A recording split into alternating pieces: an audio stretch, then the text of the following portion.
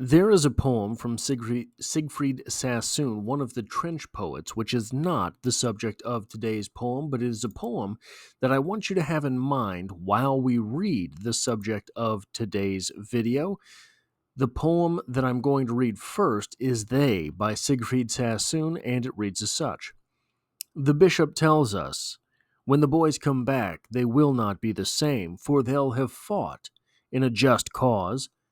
They lead the last attack on Antichrist. Their comrade's blood has bought new right to breed an honorable race. They have challenged death and dared him face to face. We're none of us the same, the boys reply, for George lost both his legs and Bill's stone blind. Poor Jim shot through the lungs and like to die, and Bert's gone syphilitic. You'll not find a chap who served that hasn't found some change. And the bishop said, the ways of God are strange. Welcome to Strip Coverlet, where we squeeze the bigger picture out of literature. I am Adrian Fort, and we are here for another poetry discussion, which will appear, of course, in the poetry discussion playlist here on the channel, a playlist now cruising towards 700 videos strong. The poem in question today is instead The Pulley by George Herbert, and it reads as such. The Pulley. When God at first made man, having a glass of blessing standing by, let us, he said, pour on him all we can. Let the world's riches which dispersed lie contract into a span. So strength first made a way, then beauty flowed, then wisdom, honor, pleasure. When almost all was out, God made a stay, perceiving that alone in all his treasure rest in the bottom lay. For if I should, said he, bestow this jewel also on my creature, he would adore my gifts instead of me, and rest in nature, not God of nature. So both should losers be. Yet let him keep the rest, but keep them with repining restlessness. Let him be rich and weary, that he at least, if goodness lead him not, yet weariness may toss him into my breast. So just to go through this poem stanza by stanza, the first stanza basically says, God makes man and bestows upon him all the riches of creation, pours them into his span, into his body. The second stanza, beauty, wisdom, strength, honor, and pleasure are all poured upon him. But rest is not. It should be noted that this is done, or not done, on purpose. This is not an accident. Why? Well, the third stanza, he would then have everything and be self-sufficient. He would worship/rest in nature. And both of them would lose. So both losers be, God and man. And the final stanza here, basically, I want humans to be rich and weary so that they come to me to worship. Now, for the sort of thrust of this conversation, normally I would bring some argument from somewhere on the internet and be able to cite it, right? But I couldn't find a good definition or a definition that I wanted to use of the devouring mother archetype, so I had to go to ChatGPT. So this is a summary from ChatGPT. The devouring mother, so just with this poem in mind, the devouring mother is a psychological and mythological archetype representing a maternal figure who smothers, controls, or inhibits the growth of her child, often under the guise of protection or unconditional love. Popularized in part through the work of Carl Jung and later expanded by thinkers like Marie-Louise von Franz and Jordan Peterson. This archetype portrays the shadow side of the nurturing mother, Rather than empowering the child to individuate and face the world, the devouring mother keeps them dependent. Sound familiar?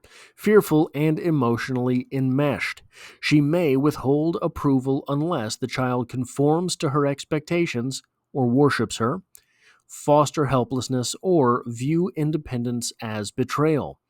Independence, self-dependence, what it is that humans need, that rest they have to go to God for.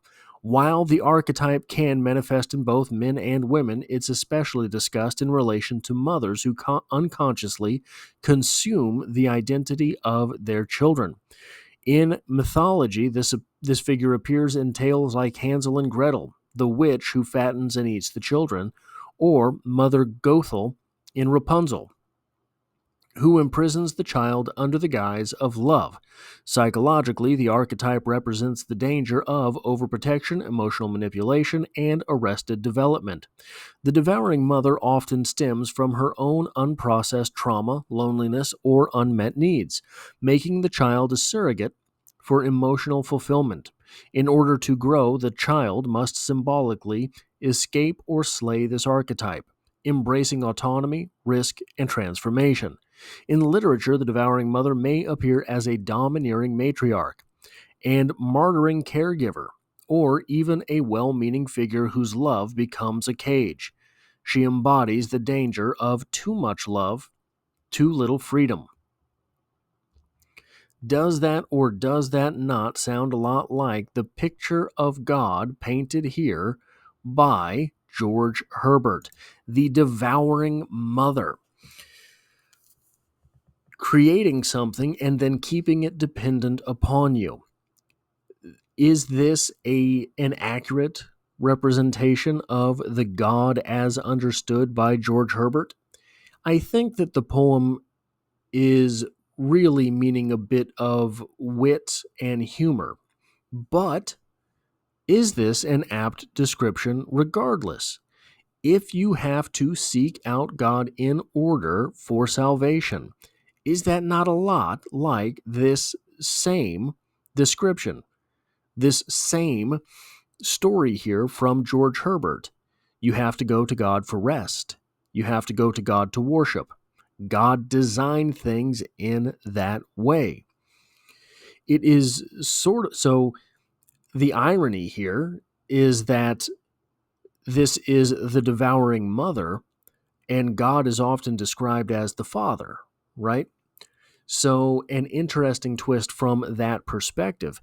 But in the poem, the poem describes this in a way that is not all that unlike the the need, the requirement, I guess I should say, in Christianity for the acceptance of those principles and that religion for passage into heaven. You have to be dependent upon God in order to get that passage in the afterlife.